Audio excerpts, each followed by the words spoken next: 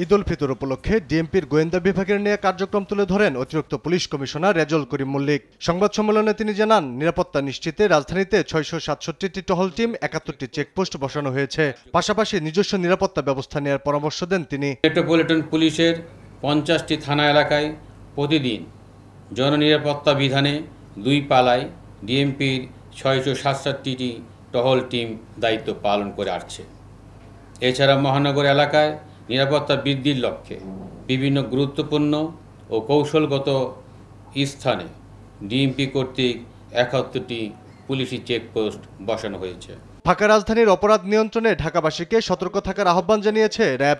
রাজধানীর গুলশানে এক ব্রিফিংয়ে বাহিনীর পক্ষ থেকে নেয়া নিরাপত্তা ব্যবস্থা তুলে ধরেন র্যাব 1-এর অধিনায়ক। এ সময় কোনো ধরনের শঙ্কা দেখা দিলে দ্রুত আইন শৃঙ্খলা বাহিনীকে জানানোর আহ্বান জানান। আমাদের রিকোয়েস্ট থাকবে, যে কোনো ধরনের ঘটনা ইভেন্ট যদি ঘটে, নিরাপত্তার বিঘ্ন ঘটে, অতি দ্রুত আমাদেরকে জানাবেন। এলাকা ভিত্তিক আমাদের কন্ট্রোল বোর্ডের নাম্বার রয়েছে, শুধুমাত্র র্যাব 1 না, আমি বলবো পুলিশের 999 রয়েছে, সেনাবাহিনীর গ্রাউন্ডে রয়েছে।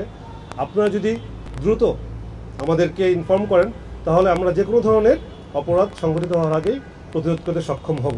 এদিকে গাবতলী বাস টার্মিনাল ও আশপাশের এলাকা পরিদর্শন করেন স্বরাষ্ট্র উপদেষ্টা জাহাঙ্গীর আলম চৌধুরী। জানান, ঈদে নাশকতার কোনো শঙ্কা নেই। পুলিশ, র্যাব, বিজিবি ও আনসারের পাশাপাশি সেনাবাহিনীও তৎপর রয়েছে।